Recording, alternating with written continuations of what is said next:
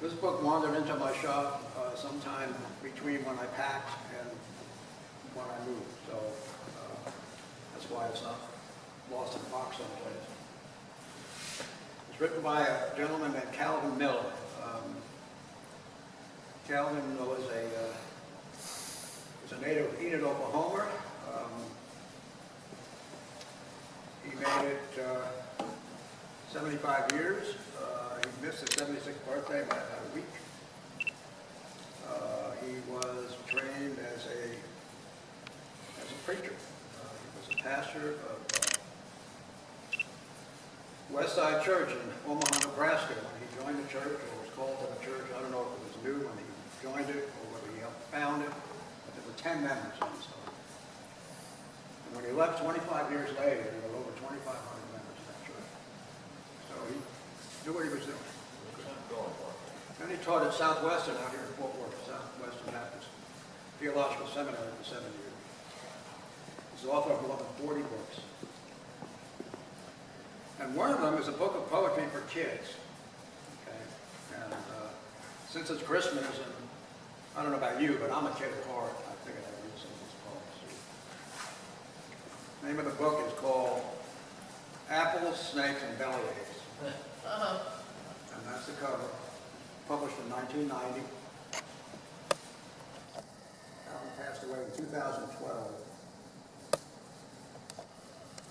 I'm just going to read one or two or three of them in the order that they were in here. And if you like it, fine. If you don't, it's not my fault. The first poem is coincidentally titled Apples, Snakes, and Bellyaches, which the title of the book is. One apple, one snake equals one bellyache, said God on a Thursday at 3. See here, said the snake, there's no bellyache. Simply pay no attention. Be free. Show God who is boss. It's all applesauce. Take one little bite and you'll see. This apple looks sunny, firm, and not gummy. I think I'll just chop down and see. This is quite yummy and good for the tummy, said Eve, standing under the tree. After biting a chunk, she turned to her hunk and said, Adam, here, take a bite too. And when Adam bit down, he fell to the ground. I think I've come down with a fool. Ha ha, laughed the snake. Tremble and shake, for you doubted the old recipe. One apple, one snake equals one bellyache. Like God told you, Thursday at 3. Apple, snakes, and bellyaches, Calvin Miller. This is called Toothless. Sir Harry Green Tooth would not brush, so his teeth were never white. 4 large, fat germs lived in his mouth. Some 16 more bumped there at night. But now the dirty germs are gone, the uncouth, filthy little bums, for Harry's teeth are in a glass, and he can only brush his gums.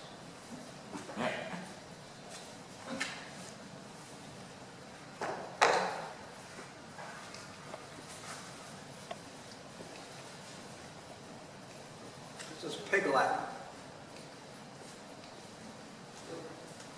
Publius and Portia swine were happy Roman pigs of yore. Too late. He cooed, my lovely darling sow, she sighed, my handsome Roman boar.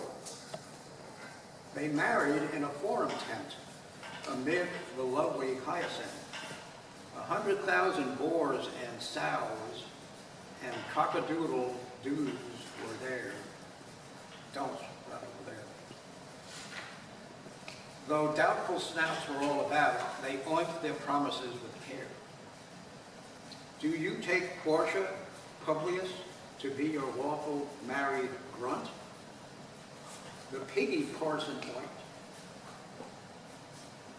I ude, grunted Publius. Do you, dear Portia, take him too? I ute, Portia said. I now pronounce you bore and sow. You may kiss each other now. I overlay, oye, orchape, said Publius, the piggy guru. Oh, ime, ute, I'll be utre, pointed Portia to the board. You handsome innie sway. Now you're innie may, now and evermore. They honeymooned 2 weeks in glop and ate a wondrous pail of slop. Stopping ever by the way, passers-by would hear them say, Oh, Publius, I ude, dear oink, I ude, ute. Pig Latin. Pig Latin. Let me put a pig. This is called dinosaurs. Dinosaurs. They're all extinct, I think. I want to cry, I don't know why. The bruisers died, perhaps because their 6-ounce brains were way back in their bony tails. They had no prehistoric fears of all their prehistoric peers because, I hate to say it here, their prehistoric mental years were in their prehistoric rears. Could we, you think, become extinct by thinking down the drain and deciding our decisions sitting backwards on our brains?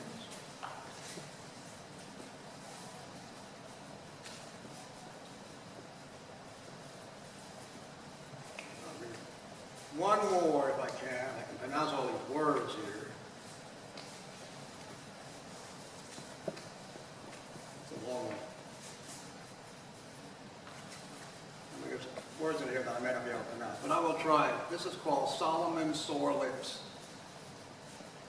King Solomon of Israel had 700 wondrous wives, and when he kissed them all goodnight, he puckered 700 times. Although he kissed them at the rate of 203.5 per hour, he still took 3.4 long hours before his last wife was in bed. And Solomon was nearly dead, overwhelmed by halitosis, lip fatigued by puckerosis. When Solomon first married them, he really didn't have a clue, although it made an awful racket when the great horde said, I do. All 700 nagging wives meant just as many pairs of jaws, and several million gripes and groans, and quite a lot of moms-in-laws. At first he kissed frenetically, but soon just alphabetically. He kissed his way from Abigail to Zelphah of Judea, taking 2 10-minute breaks at Bilpah and at Leah. He mostly hated Thursdays, for that was concube night. That night, besides his horde of brides, he had to kiss the concubines. While concubes were less favored, he owned 251, so kissing them required an hour if he kissed them on the run. As Solomon grew very old, he left his alphabet technique and tried a different way to go that he believed was quite unique. He started with the ugliest to get the worst out of the way. Then he kissed the sick ones who had been in bed all day. Then he kissed the ones with colds and those with nasal hair, smooching rapidly along until he gladly reached the fair. But kissing all the wives goodnight gave Solomon his greatest strain.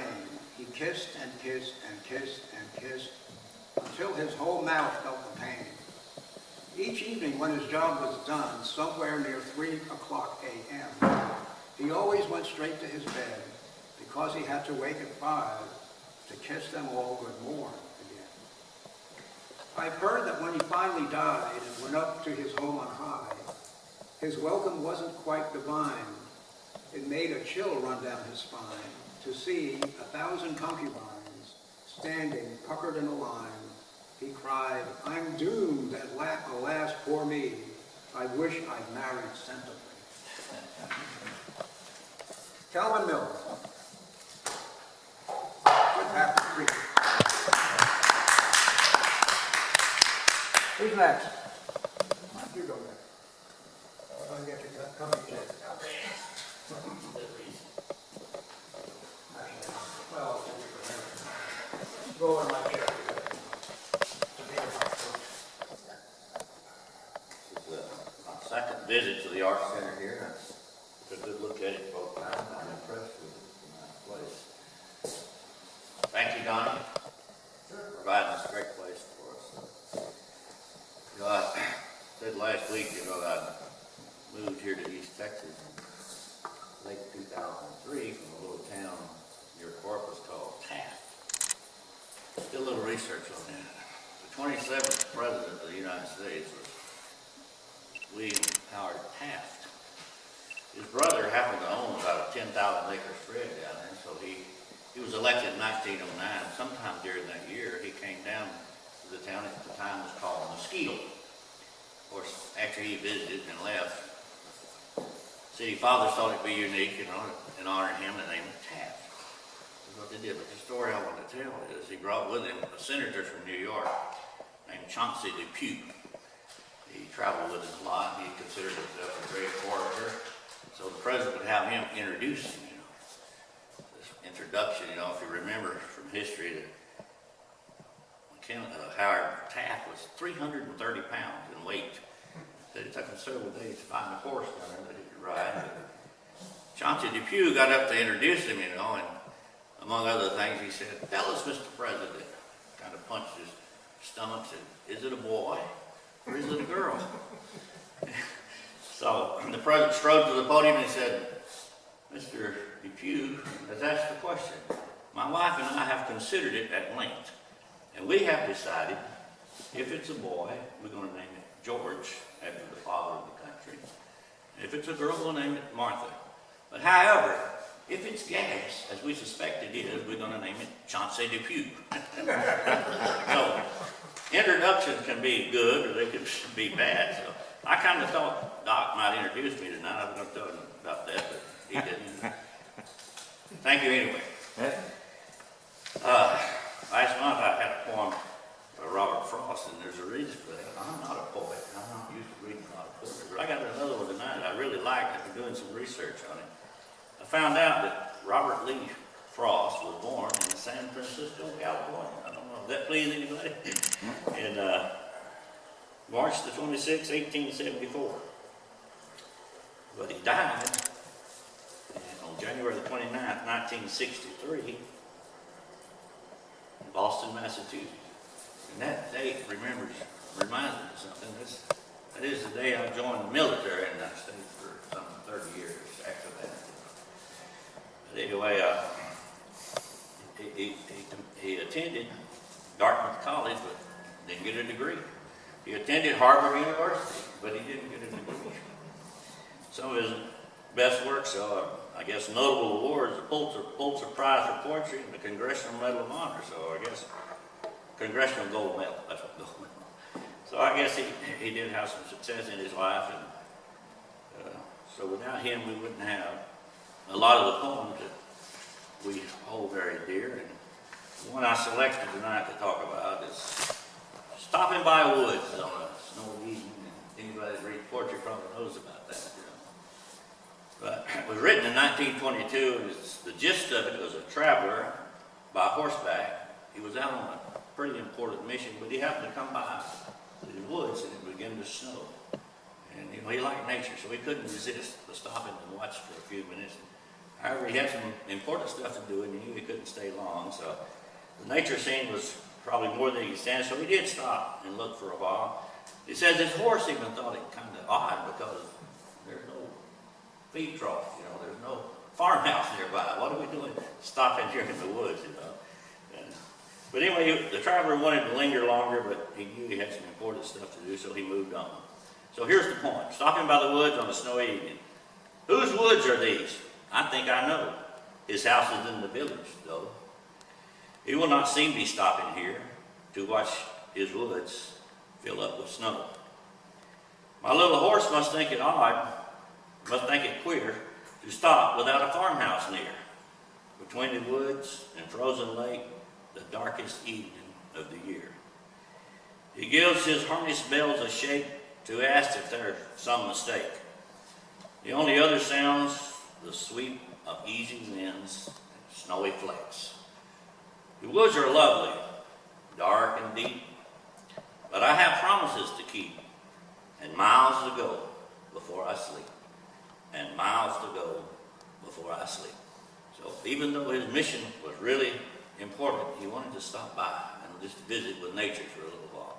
If you visualize that, standing out in the woods on a dark evening with snow falling in, it would capture most of our attention. So he elected to stay and observe, even though he had places to go, and he had to get there. It's interesting because I own a painting. It's a pencil signed lithograph. It's on the original painting, but I own a painting by an artist out of the Northeast, either New York or possibly Boston, called Promises to Keep. And it's a picture of a forest with snow on the ground. That's where that came from.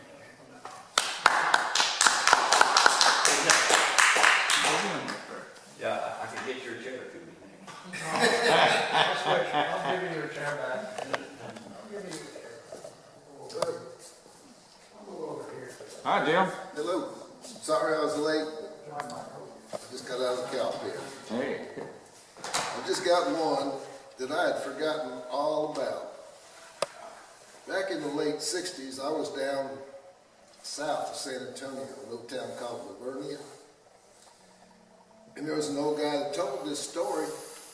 And them old timers back then, you don't know if they're just talking or if it's really happening. So I cleaned it up a little bit. Didn't put a name. Ooh. Guess I better start at the beginning.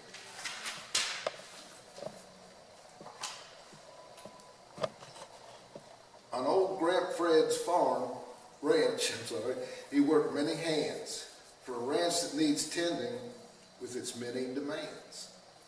Every now and then, though, there's a day or two when work is caught up and there's not much to do. But Grandma needed something on one of those days, an old tree to be removed that was in her way. Now, a cowboy named Nubs had quite a thought. He'd blow that tree up with dynamite he had bought. So Nub asked me if I'd like to try, so he lit up the stick and I let her fly. I was quite nervous and I threw it way too hard. The stick of dynamite missed by a good 10 yards. It completely missed the tree but fell by the outhouse wall. And when it blew up, nothing left was standing at all. Smoke went straight up, and the boards all did fall.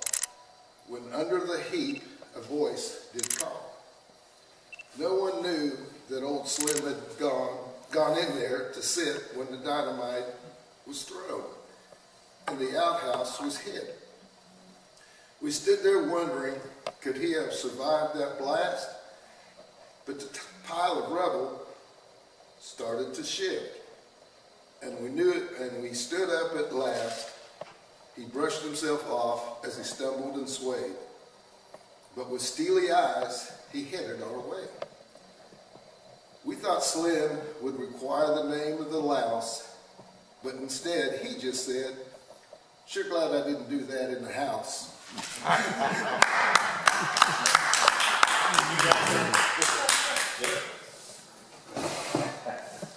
That's good.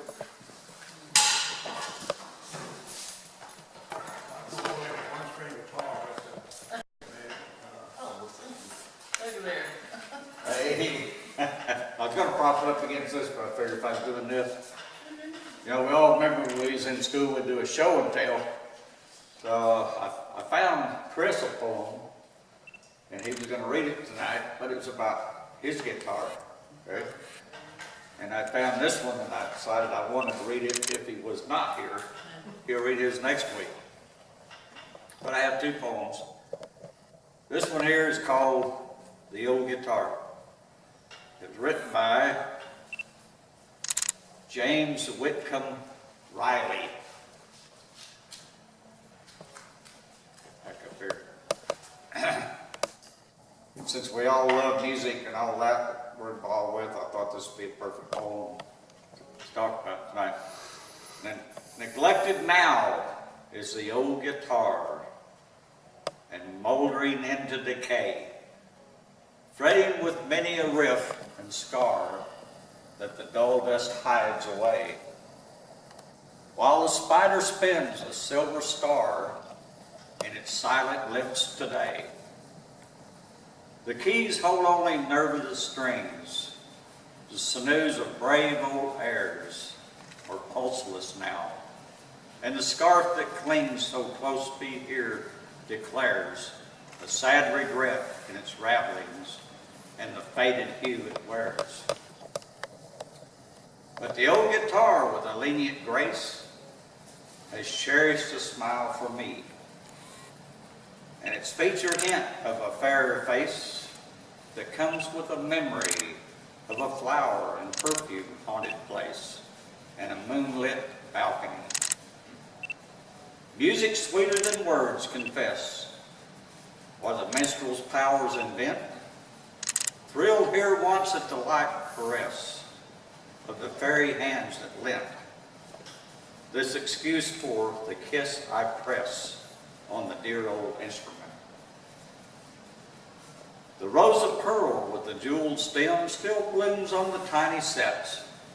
In the circle all are here, the gem and the keys and the silver frets, but the dainty fingers that danced over them, alas, for the heart's regrets. Alas for the loosened strings today, and the wounds of riff and scar, of a worn old heart with its round delay, enthralled with a stronger bar that fate weaves on through a dull decay like that of my old guitar. Yes.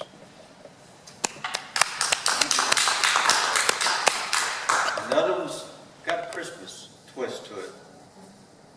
Being I didn't sing any Christmas songs so much, you know. I sung one for you. Okay. I think this is it. I love to leave it up to Doc on Christmas. Hey. Okay. There we go. Let me get this thing blown up a little bigger.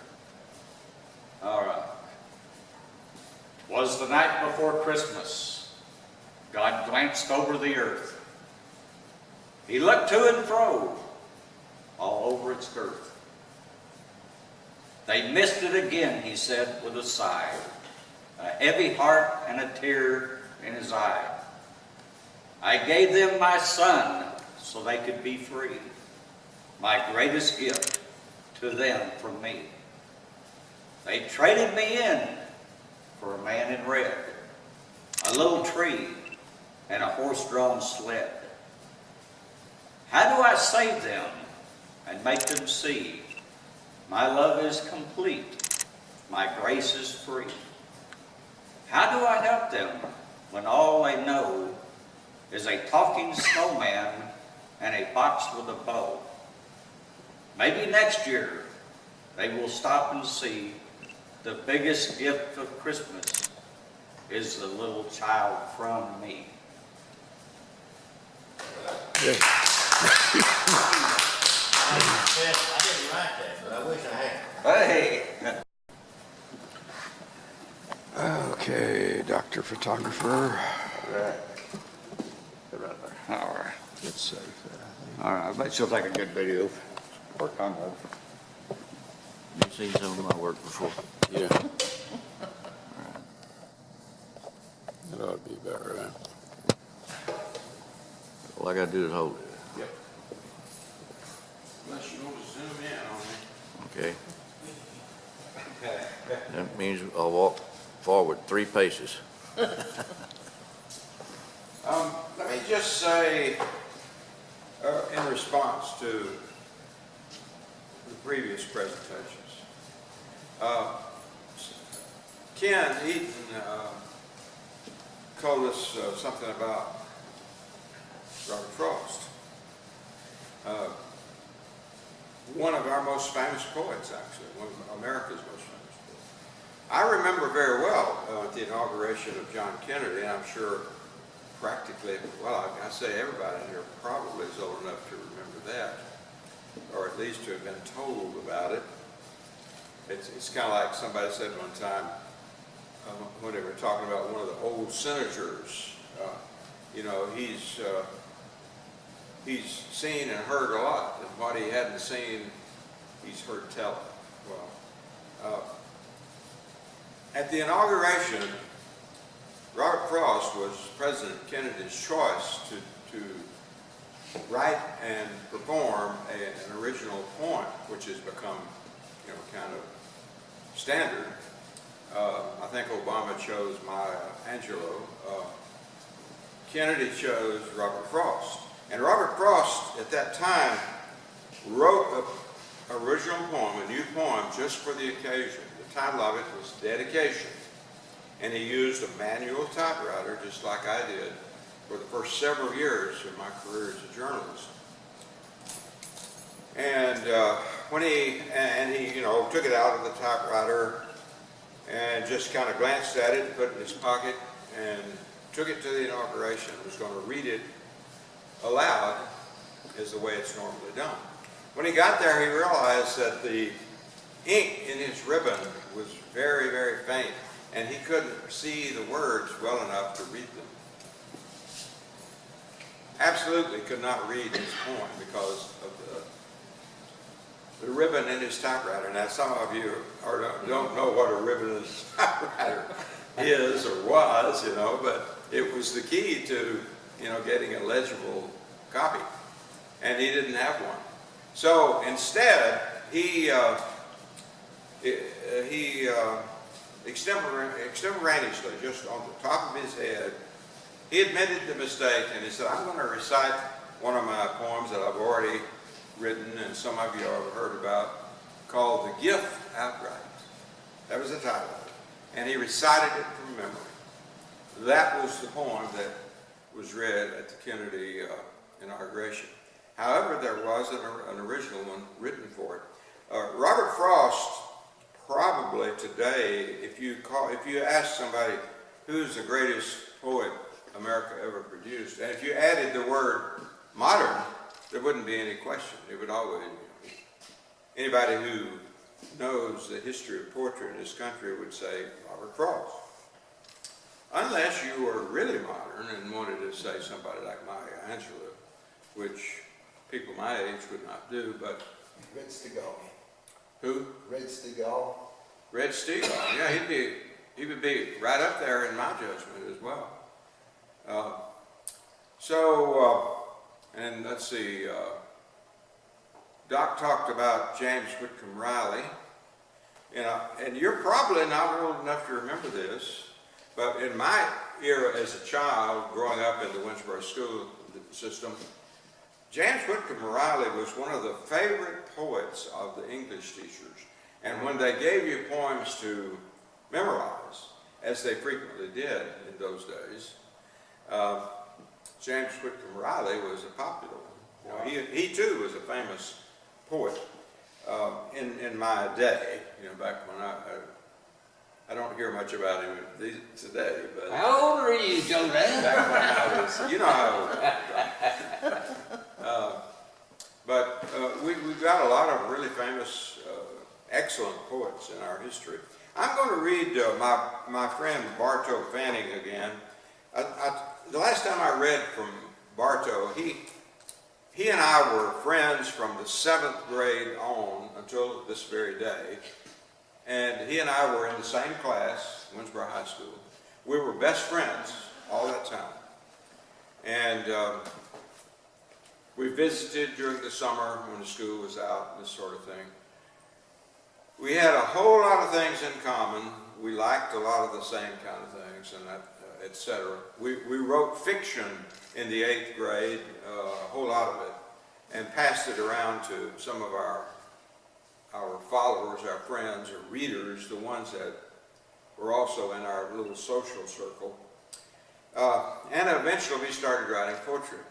And not too long ago, Bartow sent me, again, I showed you this the last time I read, but he's actually printed up some of his most prized poetry. And the title of it is Bartow's Verse. Where's Bartow today? Pardon? Where's Bartow today?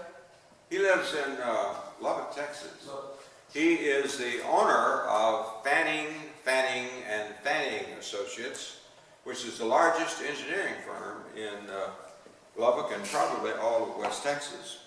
He started working for them right out of Texas Tech University as a hired, young, very young, out of college with a degree in, I believe, mechanical engineering. And he stayed with that company all of the time. And eventually the people who owned it, originally it was called Zumwalt and Ventnor when he started working for them. And over time, decades passed, and the Ventnors either died or left the business, and Bartow was able to buy the business at some point, and it's been Fanning, and Fanning.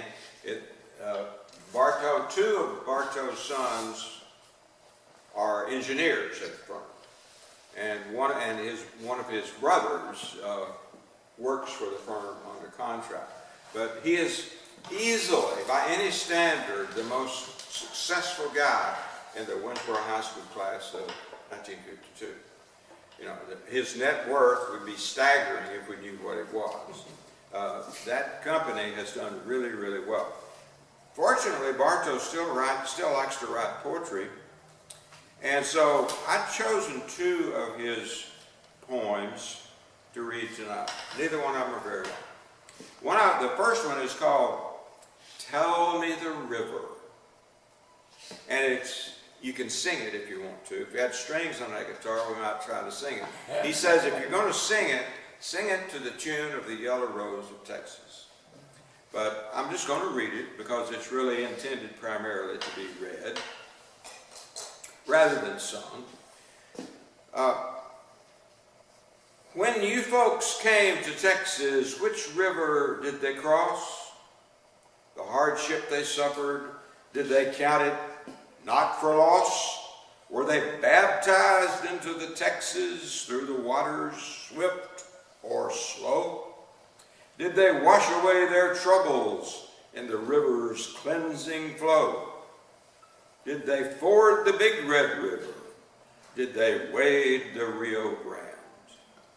Where you all cross the river when you come to the promised land? Tell me the river, tell me the river, tell me the river y'all crossed to come to the promised land. Oui, mon ami, la Sabine, they pole the old Piro across the Angelina and over Lake Caddo. Ja old mine from der Brazos and der Colorado into the heart of Texas and on to the wide Llano. Si amigo, Rio Pecos, Nueces e Concho, El Diablo, Guadalupe, El San Antonio.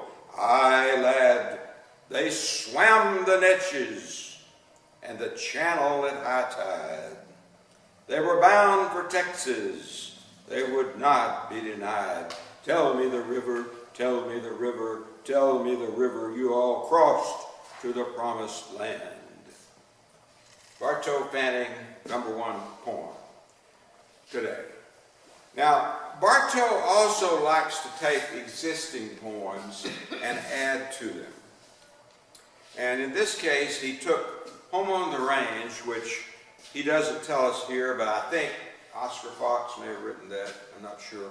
That's what my memory tells me. Somebody can Google it if they want to. So I'm going to read Home on the Range with some of both, and that's the way he prefers it to be read. So now I will hold up my hand when I'm reading a Bartow verse.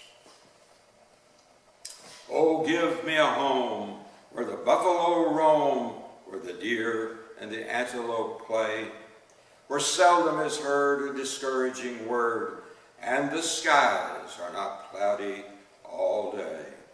Home, home on the range, where the deer and the antelope play, where seldom is heard a discouraging word, and the skies are not cloudy all day. When God made the plains, he took extra pains to smooth the horizon line true.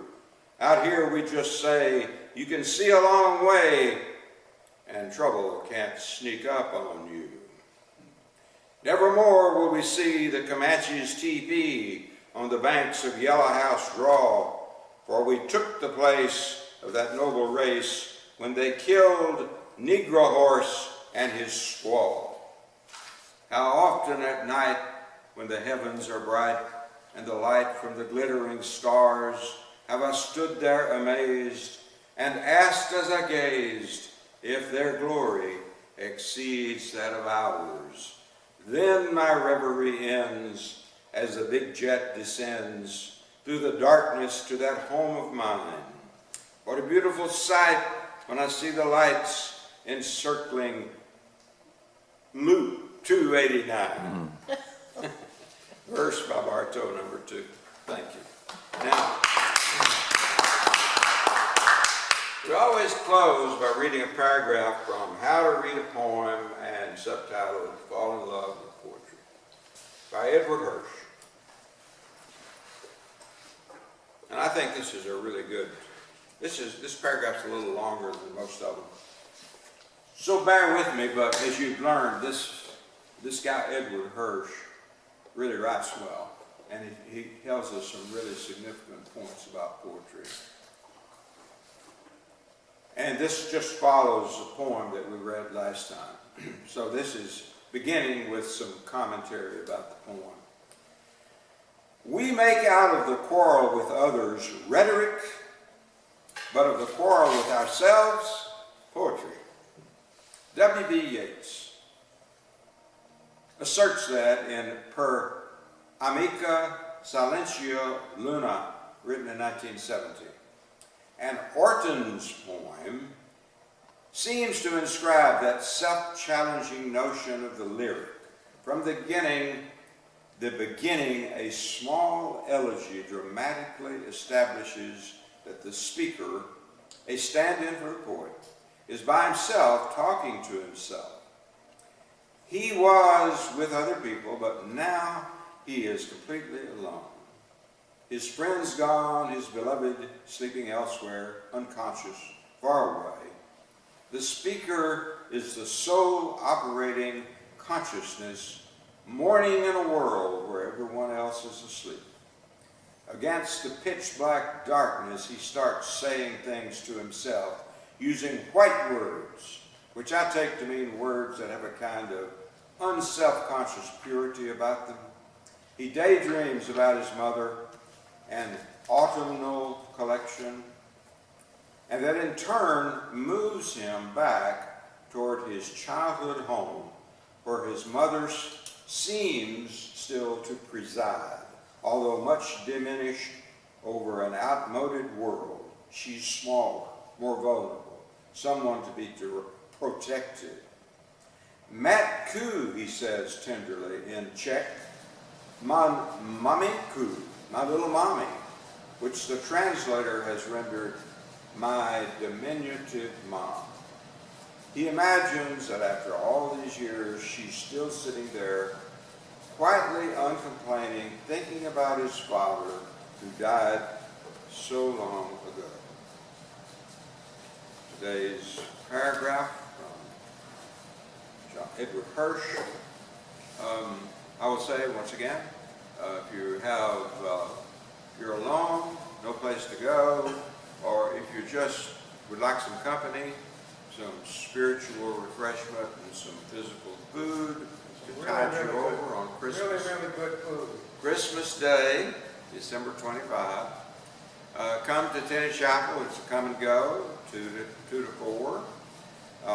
You'll be most welcome. I think you'll enjoy it, as well as find yourself nourished and ready for the road again. Once again, thanks to Vic Clark and Donnie Ditto for the facilities tonight. We really appreciate it, Donnie. Glad to have you. Glad to have you. The refreshments are always welcome. You folks are, well, you're good to us, and we appreciate it. Thank you once again, Conrad, for leading us off and for just kind of being our leader. Thanks so much. We appreciate it. Thank you, Joe Dan, for closing us out. Joe Dan, Yes. will you be singing on Christmas Day at Tenney Chapel? No. No? That might be a crowd pleaser, you know. That's all provided through the Methodist women, right? Yeah, the ladies of the church. I think there's some people, probably people like, Jim Laurent is a good cook. And he's a cowboy cook as well as cowboy poet. And when he brings stuff to our fourth Sunday luncheons that he cooks, and I bet he's probably going to bring something for A ham. a ham. Yeah. Right. So some of the men bring food out for the Tenney Chapel eats, food, thing. So, but everybody's welcome in the whole community. Bring your friends. 2 to 4. I liked your guitar. I hadn't heard that, even though it was by famous poet. I don't do much poetry, but I do read Helen Steiner Rice. Oh, okay. Yeah, I've got some of her books. Yeah, she writes I really have some of her good, books at my shop. inspirational poetry. You'd like to read that next month? Yeah. I can't see you. Just get up and Yeah, read it. right. Hi. Yeah, I like her.